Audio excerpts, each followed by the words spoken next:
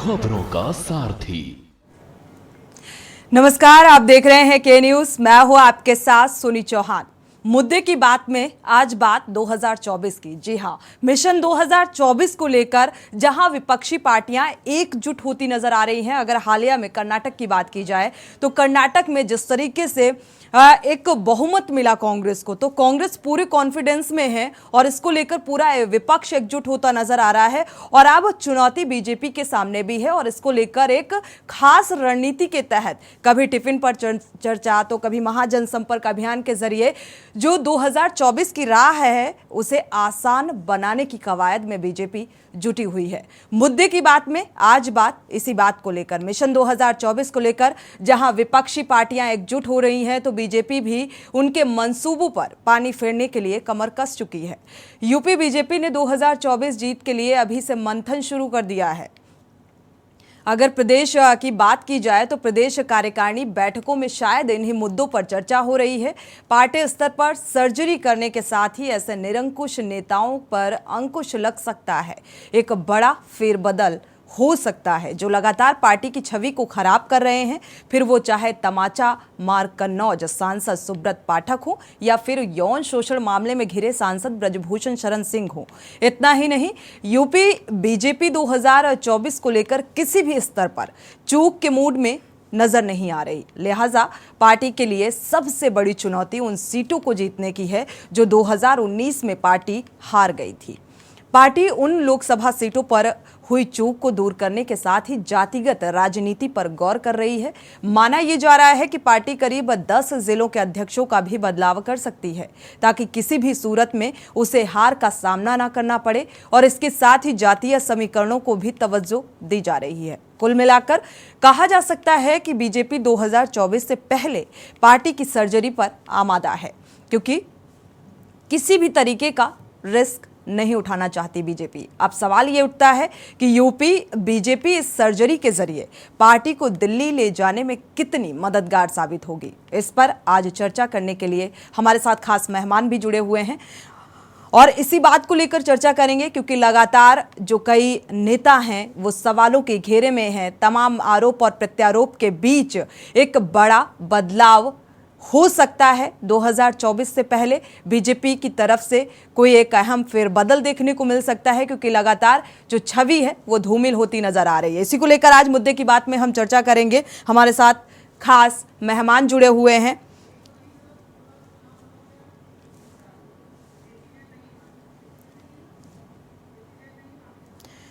उत्कर्ष Sinha ji, senior executive editor, हमारे साथ जुड़े हुए हैं। स्वागत है आपका इस चर्चा में शामिल होने के लिए। मनोज यादव जी हैं, सपा प्रवक्ता, आपका भी स्वागत है इस चर्चा में शामिल होने के लिए। राज शर्मा जी हैं, कांग्रेस प्रवक्ता, आपका भी स्वागत है इस चर्चा में शामिल होने के लिए। आलोक त्रिपाठी, वरिष्ठ पत्रकार, आपका भी स्वागत है इस चर्चा में शामिल होने के लिए। देखा जाए, शुरुआत उत्कर्ष जी आपसे ही कर लेते हैं, क्योंकि लगातार अगर विपक्षी पार्टियों की बात की जाए तो एक रणनीति के तहत, क्योंकि सभी 2024 के लिहाज से जुटी हुई हैं और एक खास रणनीति के तहत इस राह को आसान बनाने की कवायद में जुटी नजर आ रही है। लेकिन चुनौती बीजेपी के सामने भी काफी अहम नजर आ रही है। विपक्षियां पार्टी एकमत है और यहां पर चुनौती बीजेपी के सामने। अब देखा जाए, एक 2024 की राह को आसान बनाने के लिए, क्योंकि दिल्ली का रास्ता यूपी से होकर गुजरता है, 80 लोकसभा सीटों को लेकर एक खास रणनीति के तहत, और ये रणनीति कितनी कारगर साबित होने वाली है, क्या कुछ देख पा रहे हैं आप? अनम्यूट करिएगा। बहुत सीधी बात है कि उत्तर प्रदेश में अगर आप सियासी सरगर्मियों को देखें तो बहुत साफ दिखाई दे रहा है कि 2024 के चुनाव के लिए सबने अपनी तैयारियां शुरू कर दी है। आप एक लाइन से देखिए, समाजवादी पार्टी लगातार प्रशिक्षण शिविर चला रही है और अखिलेश यादव हर जगह रोड शो कर रहे हैं जहां भी वो शिविर को संबोधित करने जा रहे हैं। राष्ट्रीय लोकदल ने समरसता अभियान की शुरुआत कर दी है, पश्चिम उत्तर प्रदेश में सामाजिक समरसता अभियान चला रही है। कांग्रेस भी इस तैयारी में है कि वो प्रभारी बदलेगी और प्रदेश नेतृत्व में बहुत परिवर्तन की उम्मीद लगाई जा रही है। और भारतीय जनता पार्टी बहुत जोर शोर से, क्योंकि यही एक ऐसी पार्टी है, इसमें कोई दो राय नहीं, कि जो इलेक्शन मोड में और अपने कार्यकर्ताओं को लगातार किसी न किसी बहाने सक्रिय किए रहती है। तो अभी महाजनसंपर्क अभियान बहाना भले ही 9 साल का मोदी का कार्यकाल हो, लेकिन असली कसरत ये है कि ग्रासरूट लेवल पर जो जमीनी स्तर पर कार्यकर्ताओं की नाराजगी है, जो कार्यकर्ताओं का एक समझिए कि बहुत ये कड़वी हकीकत है, बीजेपी के नेता इसको बहुत अच्छे से समझ रहे हैं कि उनके कार्यकर्ताओं में वो जोश नहीं है जो आज से कुछ साल पहले था। और उसका नतीजा भी सामने आया। निकाय चुनाव में मेयर की 17 सीटें भले ही वो जीत गए, लेकिन जब नगर पालिका और नगर पंचायतों तक गए तो वहां पर पार्टी का प्रदर्शन बहुत खराब रहा। तो कुल मिला के एक ऐसी स्थिति है जिस पर चर्चा करनी है कि आज अब इस महाजनसंपर्क अभियान का महत्व आप ऐसे ही समझिए कि जेपी नड्डा जो पार्टी के राष्ट्रीय अध्यक्ष हैं, वो खुद उत्तर प्रदेश दौरे कर रहे हैं। अमित शाह की बिजनौर में एक रैली होने जा रही है। तो ऐसी स्थिति में ये समझ लेने की कोई हर्ज नहीं है कि बीजेपी बहुत चिंतित है, अभी से सक्रिय है। एक लगभग साल भर 11 महीने का टाइम अंदाजन है चुनाव में, तो वो 11 महीने में वो अब इसी तरह की कसरत चलती रहेगी। हाँ, साथ में एक बात और मैं कहना चाहूंगा कि बीजेपी में एक अजब तरह की स्थिति आजकल देखने को मिल रही है कि पार्टी के संगठन को लेकर के निर्णय बहुत देर से ये काम पहले हम लोग कहते थे कि कांग्रेस में निर्णय नहीं होते हैं या दूसरी पार्टियों में निर्णय नहीं होते, लेकिन भारतीय जनता पार्टी में आज से 4 महीने पहले, 3 महीने पहले क्षेत्रीय अध्यक्षों की नियुक्ति हो गई, लेकिन उनकी कार्यकारिणी नहीं बन पाई, उनकी टीम ही नहीं बन पाई अभी तक। अब ये माना जा रहा है कि ये महाजनसंपर्क अभियान जब 20 तारीख को खत्म होगा तो उसके बाद फिर संगठन बनेगा। जिला अध्यक्षों की कुछ की सूची जारी हुई, फिर लटक गई। फ्रंटल ऑर्गेनाइजेशन जिनको कहते हैं, अल्पसंख्यक मोर्चा है या महिला मोर्चा है, ओबीसी मोर्चा है, इसमें लंबे समय से कोई फेरबदल नहीं हुआ है। तो एक बिल्कुल संगठन को लेकर ये कहा जाए कि आखिर इतना फैसला लेने में इतना लेट लतीफी क्यों, और क्या पूरी तरीके से अभी विचार विमर्श नहीं हो पाया है, और इतना लेट लतीफी को लेकर वजह जानने की कोशिश करेंगे। मनोज यादव का रुख कर लेते हैं। मनोज जी, आपके पास आएंगे। देखा जाए लगातार जीत का दावा बीजेपी कर रही है, हालांकि सभी विपक्षी पार्टियां पूरी तैयारी में नजर आ रही हैं और फोकस 80 लोकसभा सीटों को लेकर, क्योंकि दिल्ली का रास्ता यूपी से होकर गुजरता है और अब टिफिन में चर्चा महाजनसंपर्क अभियान। देखा जाए लगातार बीजेपी महाजनसंपर्क अभियान के जरिए भी जुड़ती हुई नजर आ रही है, तो ये कितना कारगर साबित होने वाला है? हालांकि आरोप विपक्ष के बहुत हैं।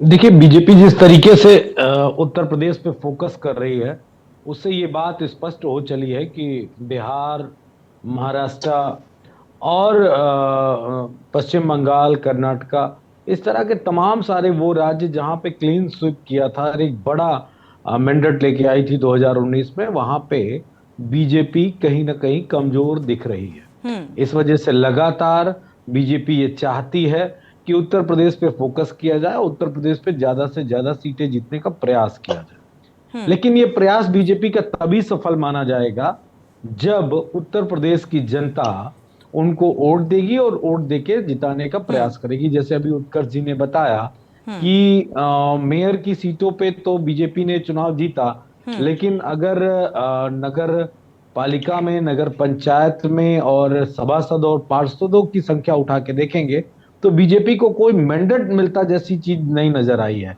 तो ग्राउंड रिपोर्ट जो आज के चुनाव की है, जमीनी हकीकत की है, वो ये है कि वो बीजेपी के खिलाफ है, बीजेपी के पक्ष में नहीं है। सरकार जिस तरह से लॉ एंड ऑर्डर बीजेपी का तो दावा है कि जिस तरीके से नगर निकाय चुनाव में एक पूर्ण बहुमत मिला, तो इससे 2024 की राह आसान हो जाती है उनके लिए। नहीं, मैंने कहा ना, वो अगर नगर निगम की सीटें ही 17 सबसे पूर्ण बहुमत है तो फिर तो बीजेपी को मुबारकबाद, उसके अलावा मुझे कुछ कहना नहीं है। लेकिन विपक्ष ने अपनी तैयारियों को पूरा किया है और विपक्ष किन समीकरणों से चुनाव जीत सकता है इस पे काम कर रहा है। समीकरण से मतलब मेरा है कि अगर एक प्रत्याशी देने पड़ने का समीकरण हो तो एक प्रत्याशी दिया जाए बीजेपी के सामने, वोटों का बंटवारा ना हो सके, एक ये समीकरण है। दूसरा है कि जितने भी समाजवादी पार्टी के साथ मौजूदा घटक दल हैं गठबंधन के रूप में, वो सभी जमीन पे उतर चुके हैं। ये नहीं कि समाजवादी पार्टी जमीन पे उतरी है तो आरएलडी नहीं काम कर रही, चंद्रशेखर नहीं काम कर रहे हैं, या अपना दल पल्लवी पटेल की पार्टी नहीं काम कर रही। ये सारे ऐसी कोई बात नहीं, हर जगह पे राजनीतिक दल जो हमारे साथ हैं वो काम कर रहे हैं। 23 जून की जो बैठक होगी, उस बैठक के बाद अगर कोई नया परिणाम, नया साथी आता है हमारे साथ, तो उसके साथ भी पूरे उन समीकरणों को बनाया जाएगा जिससे कि चुनाव जीतने में आसानी हो। आज की डेट में मुझे ये नहीं लगता है कि बीजेपी के पास एक बड़ा मैंडेट उत्तर प्रदेश में दिख रहा हो। आप अपने आप को कहां देखते हैं? देखिए, अभी हम किसी सीटों की चर्चा नहीं करेंगे। 2024 के चुनाव में समाजवादी पार्टी और गठबंधन एक बड़ी लड़ाई लड़ने की तैयारी की तरफ है। अगस्त में हम आपको बता देंगे कि समाजवादी पार्टी और गठबंधन कितनी सीटें जीतने जा रहा है। अभी तो हमने मनोज जी एक प्रश्न है। मनोज जी, एक जिज्ञासा है। समाजवादी पार्टी की राजनीति को हम लोग लगातार देख रहे हैं, बहुत करीब से देख रहे हैं, और आपने समय समय पर गठबंधन भी बहुत किए। आपने निषाद पार्टी के साथ गठबंधन जब 2017 में किया तो आपने लोकसभा, गोरखपुर की लोकसभा जीत ली थी। उसके बाद आप ओम प्रकाश राजभर के साथ आपने गठबंधन किया, लेकिन ये आपके पास टिक नहीं पाते। आपके गठबंधन के साथ ही आपके पास रुक नहीं पाते हैं, ये क्या मामला है? देखिए, ये आपने उत्कर्ष जी बड़ा अच्छा सवाल पूछा, लेकिन एक नेचुरल चीज होती है। हम विपक्ष में है ना, सत्ता में नहीं है। गठबंधन तो सत्ता में टिकते हैं, हर कोई सत्ता की तरफ भागने का प्रयास करता है, लेकिन उसके बावजूद भी राष्ट्रीय अध्यक्ष जी ने अभी हाल ही दिनों में आजमगढ़ में बयान दिया है कि जो लोग समाजवादी पार्टी के साथ गठबंधन करना चाहते हैं वो अपना लोकसभा का क्षेत्र और प्रत्याशी हमें बताएं। हमें अगर उस सटीक लगेगा और जीतने वाला प्रत्याशी लगेगा, लोकसभा क्षेत्र अगर समीकरण की लगेगी, तो समाजवादी पार्टी निश्चय ही उनको स्पेस देने का काम करेगी। ये बात स्पष्ट जो है। प्रत्याशी बिल्कुल ये कहा जाए कि जिसका फायदा समाजवादी पार्टी को मिलेगा उसी के लिए वेलकम है। नहीं, देखिए, इसमें ये सवाल नहीं बनता। सवाल ये बनता है कि हम गठबंधन कर लें, हम ए से गठबंधन कर लें और ए को हमने 10 सीटें दे दी। ये समझिए, थ्योरी ये है। और ए में 10 प्रत्याशियों को जो उतारा, वो उसमें से 3 प्रत्याशी को छोड़ के 7 प्रत्याशी बेकार हैं, वो लड़ ही नहीं सकते चुनाव, उनकी कैपेबिलिटी नहीं है, उनका कोई समीकरण नहीं है। तो ये गलती समाजवादी पार्टी इस बार नहीं करेगी। राज शर्मा का रुख कर लेते हैं। राज शर्मा जी, आपके पास आएंगे। अगर देखा जाए मिशन 2024 की तैयारी पर चिंतन और मंथन, टिफिन पर चर्चा, अगर बीजेपी का जिक्र करें, पूरी रणनीति के तहत महाजनसंपर्क अभियान के जरिए इस राह को आसान बनाने की कवायद में नजर आ रही है। कांग्रेस भी पूरी तरीके से कॉन्फिडेंट है कि नहीं? जिस तरीके से कर्नाटक में जीत हासिल हुई, उसके बाद ये कहा जा रहा है कि पूरी तैयारी के साथ कांग्रेस में है, बल्कि सभी विपक्षी पार्टियां पूरी तैयारी के साथ 2024 की राह आसान बनाने में लगी हैं। आपको क्या लगता है?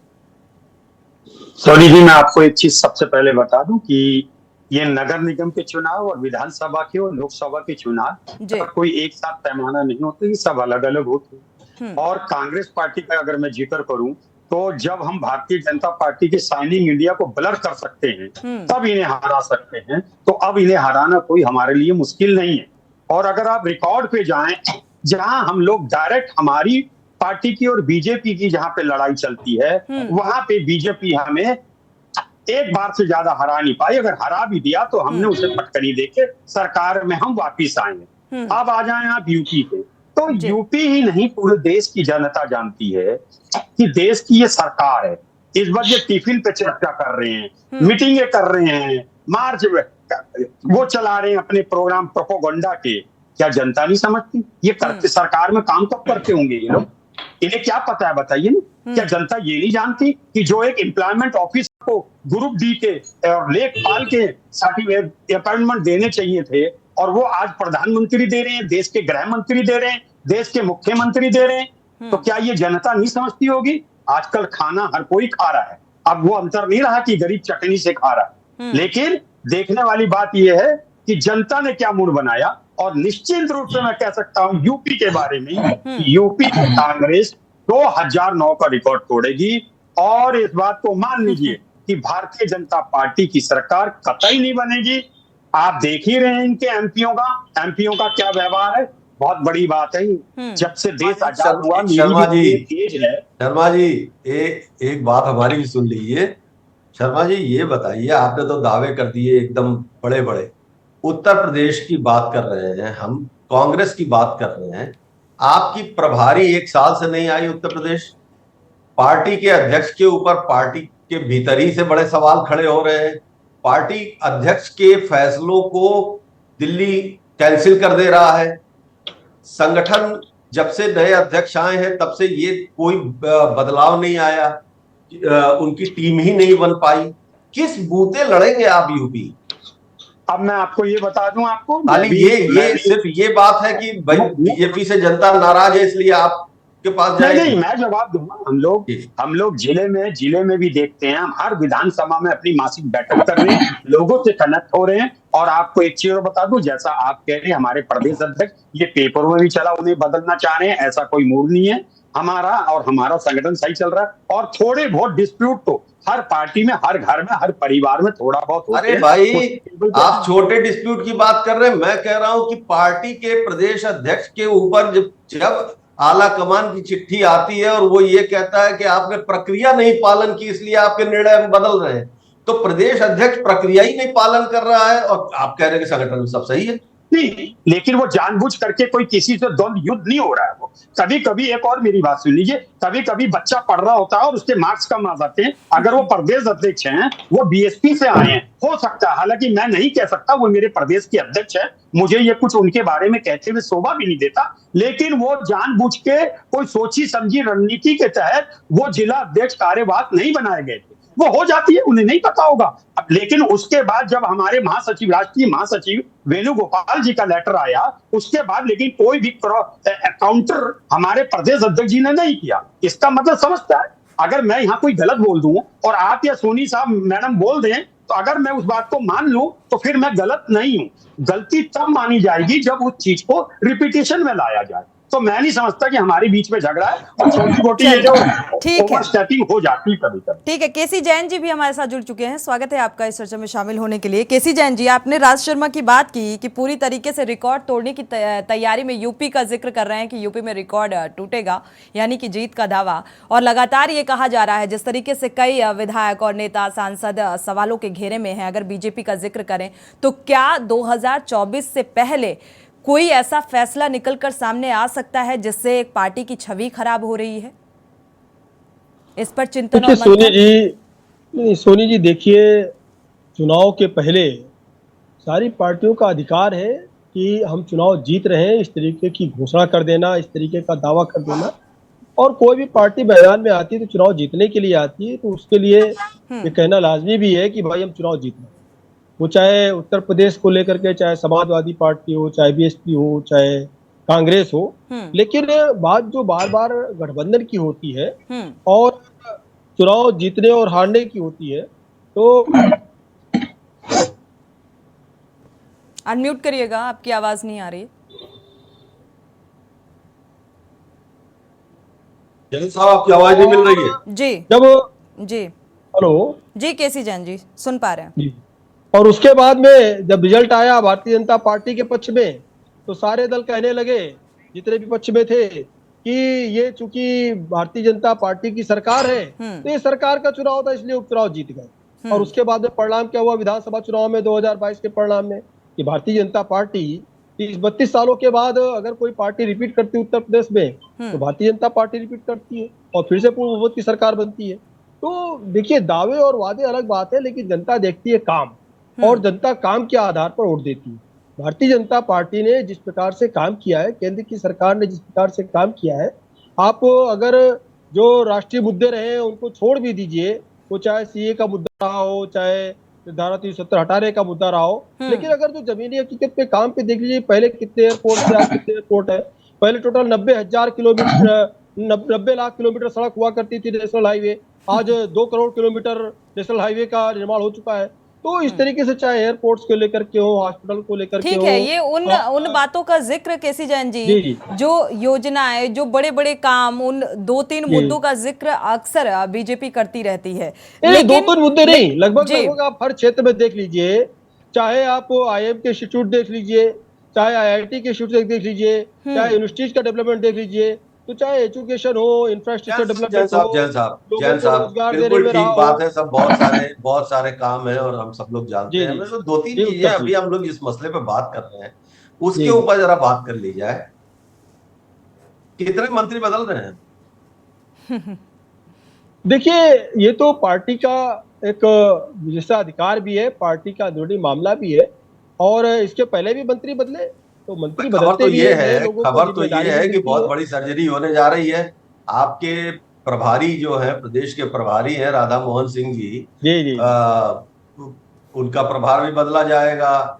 खबर तो ये भी है कि बहुत सारे जो मंत्रीगण हैं उनको लोकसभा चुनाव लड़ाने के लिए उनको मंत्री पद से फिलहाल दायित्व से मुक्त किया जाएगा। खबर तो ये भी है कि केंद्रीय मंत्रिमंडल के भीतर बदलाव होगा। लेकिन सब कुछ खबरें तो है, वो जब होगा तो होगा। और जरूरत के आन पड़ी जब सब कुछ अच्छे से किया जा रहा है। आप एक मिनट हमारी बात सुन लीजिए। आप दावे बहुत अच्छे हैं और वो आपका अधिकार है दावे करना। 2017 में 303 सीटें, उसके बाद डबल इंजन की सरकार, उसके बाद सीट घट गई और 55 सीटें घटी, फिर 82 तो ऐसी आई, आप ध्यान से सुनिएगा, 82 तो ऐसी आई जो बिल्कुल मार्जिनल थी। तो चलिए, बहरहाल बहुमत तो आपका था, 250 से ऊपर थे आप, तो उसमें कोई दो राय नहीं है। लेकिन घटाव वोटों में हुआ। फिर स्थानीय निकाय के चुनाव आ गए। स्थानीय निकाय के चुनाव में ऊपर आपने बहुत अच्छी जीत हासिल की, नीचे थोड़ा कमजोर पड़ गए। उसके बाद इन सबके बावजूद ये रेड जोन वाली जो सीटें आइडेंटिफाई हो गई हैं 18, जहां खतरा बहुत ज्यादा है, और जहां उसके अलावा जो 20 सीटें ऐसी हैं जो बहुत ज्यादा दिक्कत वाली हैं, तो ये 38-40 सीटें अगर इतनी खतरनाक हो जा रही है, तो ये डबल इंजन ट्रिपल इंजन वाली सरकार का प्रभाव, मुझे ये नहीं कहना कि क्यों बदल रहा नहीं बदल, मैं ये जानना चाहता हूं कि आखिर आप लोगों को क्या लग रहा है कि क्यों ये गड़बड़ हो। देखिए उत्कर्ष जी, देखिए बात ये है कि केसी जैन जी इस बात का जवाब ब्रेक से वापस आएंगे तो ले लेंगे, क्योंकि बेहद अहम सवाल था ये। और जो 2024 की अगर बात करें तो इसको लेकर पूरी तरीके से चिंतन और मंथन भी किया जा रहा है, और एक बदलाव जिस तरीके से जिक्र किया गया कि एक बड़ा फेरबदल भी देखने को मिल सकता है। वक्त एक छोटे से ब्रेक का, लौटेंगे जल्द। आप देख रहे हैं के न्यूज, खबरों का सारथी। हारी हुई सीटों को लेकर और एक बड़े फेरबदल की तैयारी, क्योंकि लगातार ऐसे कई नेताओं के नाम सामने आए, चाहे ब्रजभूषण शरण सिंह का जिक्र कर लें, चाहे सुब्रता का जिक्र कर लें। लगातार ये कहा जा रहा है कि ये जिस तरीके से बोल रहे हैं, भाषा पर नियंत्रण नहीं है, आरोप लगाए जा रहे हैं, तो इसको लेकर पार्टी की छवि पर कहीं ना कहीं असर पड़ेगा और इसको लेकर कुछ बदलाव, कुछ ऐसे डिसीजंस लिए जा सकते हैं। चर्चा में वापस लौटते हैं, हमारे साथ खास मेहमान जुड़े हुए हैं। आलोक त्रिपाठी जी का रुख करें, उससे पहले केसी जैन जी से जवाब लेंगे क्योंकि सवाल बेहद महत्वपूर्ण था। देखिए सोनी जी, इसके आदरणीय उत्कर्ष ने जो सवाल किए हैं कि भाई क्या कारण है कि लोकप्रियता कम हो रही या चेंज हो रही सीटें, देखिए इसके पहले भी तमाम सारी सीटों पर प्रत्याशी चेंज किए गए, वो चाहे विधानसभा चुनाव रहा हो, चाहे लोकसभा चुनाव रहा हो, चाहे उपचुनाव रहा हो, चाहे रामपुर की सीट पे रहा हो, आप देखिए। और उसके बाद में अभी आप देखिए जो नगर निकाय के चुनाव हुए, नगर निकाय के चुनाव में मेयर की भी कई सारी सीटें चेंज की गई, और जिनको कहा जाता था कि भाई बहुत कद्दावर नेता है, इनका तो चेंज ही नहीं होगा, लेकिन आम कार्यकर्ताओं को वहां पर तवज्जो दी गई, तरजीह दी गई, और एक आम कार्यकर्ता को वहां पर दूसरे नेता की जगह पर उसको चुना गया। आप लखनऊ की सीट को देख लीजिए, चेंज की गई, नंदी जी के वहां सीट देख लीजिए, चेंज की गई, और सीटें चेंज होने के बाद भी अब जीत करके आए। देखिए भारतीय जनता पार्टी की विचारधारा को देख करके, उसको काम को देख करके जनता वोट करती है, ना कि केवल और केवल व्यक्तिगत चेहरे पर।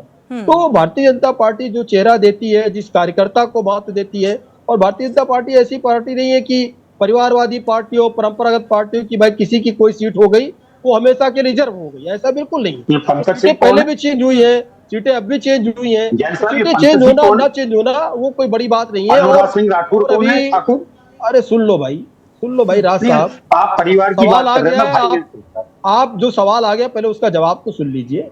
देखिए परिवार की बात कही ना। दूसरी बात यह है कि अभी उत्कर्ष जी ने एक बात और कही, देखिए राज साहब आप जवाब नहीं सुनना चाहते, उत्कर्ष जी ने इतने सारे सवाल कर दिए, उसका जवाब तो ले लीजिए। मेरी बात तो सुनिए ना, ठीक है, तो पहले आप जवाब पंकज सिंह के फादर कौन है? देखिए परंपरागत यहाँ पर कोई सीट नहीं है, कोई सीट परंपरागत नहीं है, और ना तो यहाँ पर ठाकुर कौन है? देखिए समस्या ये है, आपके लिए समस्या ये है, आप जिस तरह पिछलग्गू बने हुए हैं, सारी पार्टियों के पास भीख मांगने जा रहे हैं गठबंधन की, और कोई आपके पास साथ आने के तैयार नहीं, कोई आपके साथ आने के तैयार नहीं है, भीख मांग रहे हैं आप लोग गठबंधन का, और कोई गठबंधन में आने के लिए तैयार नहीं है। शब्दों पर नियंत्रण रखकर आप चर्चा में अपनी बात को रख सकते हैं। राज शर्मा जी सुन लीजिए, इसके बाद आप बखूबी जवाब दीजिएगा। कांग्रेस ने उसमें भी भीख मांगी कि हमारा समर्थन करिए, किसी ने समर्थन नहीं किया आपका, किसी ने समर्थन नहीं किया आपका। ममता जी ने आपका समर्थन किया क्या? अखिलेश जी ने समर्थन किया क्या आपको? भीख मांग रही कांग्रेस, कांग्रेस को दुत्कार के भगा दिया प्रदेश में। ठीक है, ये आपस की बातचीत करने में इसमें केसी जैन जी क्या हर्ज क्या है? अगर संगठनात्मक तौर पर देखा जाए, अगर विपक्ष जा भी रहा है किसी से समर्थन के लिए, तो इसमें बुराई क्या है? सबके सामने कटोरा लेके भीख मांग रहे। अरे ये गरिमा नहीं है, ये बात करने की बात नहीं है। आप अपनी पार्टी की विचारधारा के आधार पर बात करेंगे तो मुझे लगता है बेहतर रहेगा। इस तरीके से शब्दों की मर्यादित तरीके से डिबेट में अपनी बात को रखना सही नहीं है। आप सवाल खड़ा करने वाले, आप लोग व्यक्तिगत हो जाते हैं, पार्टी का पक्ष रखने के लिए बैठे हैं, व्यक्तिगत मत होइए। ठीक है, वरिष्ठ पत्रकार आलोक जी भी हमारे साथ जुड़े हुए हैं, आलोक जी का रुख कर लेते हैं। 2024 से आखिर पहले ये बदलाव क्यों? जी आलोक जी देखिए लोकसभा चुनाव में भाजपा हो या सभी दल हैं, सभी लोग यूपी में चूंकि सबसे बड़ा क्षेत्र है और सबसे ज्यादा सीटें हैं, तो सभी का लक्ष्य है कि यूपी में ज्यादा से ज्यादा संख्या में उनके सांसद लोकसभा में पहुंचे हैं, उसके लिए प्रयासरत हैं। लेकिन मेन बात देखिए, किसी भी दल के लिए इतना आसान नहीं है। एक एक दल की अगर हम बात कर लें, भाजपा के लिए देख लीजिए तो भाजपा का जो पश्चिम में जाट वोट बैंक था वो इधर नाराज हो गया, और उसका खामियाजा पिछले विधानसभा चुनाव में या जो स्थानीय निकाय के चुनाव में उसको भाजपा को उठाना पड़ा। वहां समाजवादी पार्टी और रालोद ने अच्छा संघर्ष करके जीतने की कोशिश की और जीत के आए। तो ये है, अब जैसे जिस तरह से वहां दिल्ली में धरना प्रदर्शन चल रहा है जिसमें पश्चिम के जाट और पहलवान और तमाम किसान यूनियन समर्थन दे रहे हैं, उसको लेकर के इधर जो गोंडा में जिस तरह से कल एक शक्ति प्रदर्शन हुआ, तो उसके लेकर के भी भाजपा के सामने एक दुविधा है कि जाटों को मनाए कि राजपूतों को मनाए। ये एक बड़ा मुद्दा है। इसी को लेकर के भाजपा लगातार महाजनसंपर्क अभियान हो, चाहे टिफिन पे चर्चा हो, इस तरह से करके लोगों को सक्रिय बनाए रखने का प्रयास करती है। लेकिन भाजपा से मुकाबला करने के लिए विपक्ष के पास एक बहुत बड़ा मजबूत नेता की आवश्यकता है। यूपी में कांग्रेस बसपा के आए हुए नेताओं के भरोसे कांग्रेस चल रही हो, चाहे वो खाबरी जो पार्टी के भाजपा के उसके क्षमा चाहूंगा कांग्रेस के प्रदेश अध्यक्ष हैं, वो चाहे आप नसीमुद्दीन सिद्दीकी को ले लीजिए, चाहे नकुल दुबे जी को ले लीजिए, सभी बसपा से आए हुए कांग्रेस में, तो वो कांग्रेस को कितना उठा पाएंगे, कितना आगे ले जाएंगे, कितना मुकाबला कर पाएंगे भाजपा जैसी मजबूत पार्टी से, ये एक चिंता का विषय है। दूसरी तरफ यूपी में अगर देखिए तो समाजवादी पार्टी मुख्य मुकाबले में रहती है, लेकिन समाजवादी पार्टी ने भी ऐसा कोई दल नहीं बचा है जिससे गठबंधन करके भाजपा से मुकाबला ना किया हो, लेकिन उसके बाद भी उसको सफलता नहीं मिली। हर बार गठबंधन फेल हो जाता रहा है चुनाव के बाद। तो इस बार कैसे लड़ेगी विपक्ष जो है मैन भाजपा से, तो ये एक यक्ष प्रश्न है सभी के सामने, क्योंकि विपक्ष बिखरा हुआ है। विपक्ष के नेता चाहे केजरीवाल जी हो, चाहे ममता बनर्जी जी हो, चाहे नीतीश कुमार जी हो, तो वो सब एक मंच पे नहीं आ पा रहे हैं, चाहे शरद पवार जी हो, चाहे उद्धव ठाकरे जी हो। तो ये कैसे एक अम्ब्रेला के नीचे आएंगे, उसका नेता कौन होगा? जब तक ये नहीं होगा तब तक भाजपा से मुकाबला इतना आसान नहीं होगा। भाजपा को मात देना है। चलिए, बीजेपी को मात देने के लिए पूरी तरीके से मजबूती के साथ विपक्ष को एकजुट भी होना पड़ेगा, क्योंकि ऐसा कोई प्रमुख दावेदार नजर नहीं आ रहा है। उत्कर्ष सिन्हा जी, 2 शब्दों में आपसे फाइनल कमेंट ले लेते हैं। देखा जाए तो संघ के फैसले के बाद आपको नहीं लगता बीजेपी थोड़ा सा ज्यादा तेजी के साथ 2024 की राह आसान बनाने को लेकर कवायद में तेज होती नजर आ रही है, कवायद में जुटी हुई है?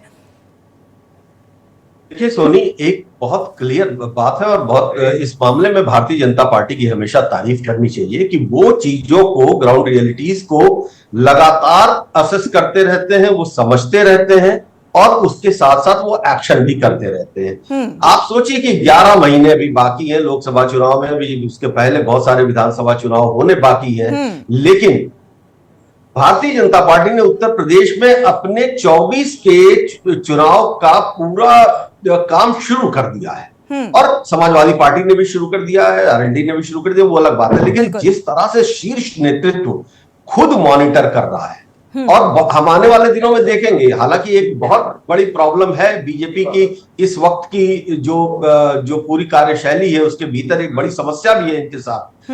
शायद नेता ज्यादा हो गए हैं, कार्यकर्ता ज्यादा हो गए हैं, जो भी वजह है, लेकिन कमेटीज बनाने में टाइम बहुत लग रहा है। अब जैन साहब ये कह सकते हैं कि कैलकुलेशन है, हम देख रहे हैं, समझ रहे हैं, लेकिन ऐसा भाजपा में होता नहीं था। भाजपा के जो अनुषांगिक संगठन है, जिनको फ्रंटल ऑर्गेनाइजेशंस कहते हैं, उनमें कोई चेंज नहीं आया। भाजपा के जो प्रदेश अध्यक्ष जब बने, उसके बहुत टाइम के बाद उनकी टीम अभी पूरी तरह से वो भी नहीं बिल्ट हो पाई है, जबकि काफी वक्त हो गया। क्षेत्रीय अध्यक्ष की नियुक्ति को भी 4 में 3 महीने हो गए, उनकी कमेटीज नहीं बन पाई हैं, जिलों में फेरबदल नहीं हो पाए हैं।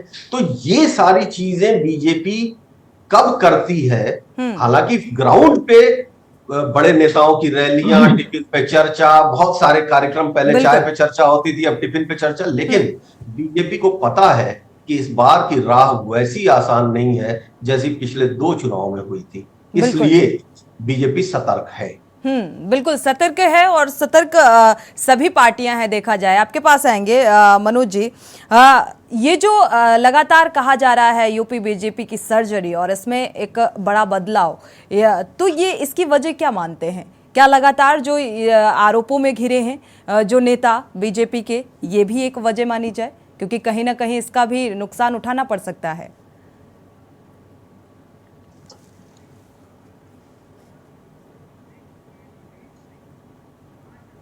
मनोज जी अनम्यूट करें।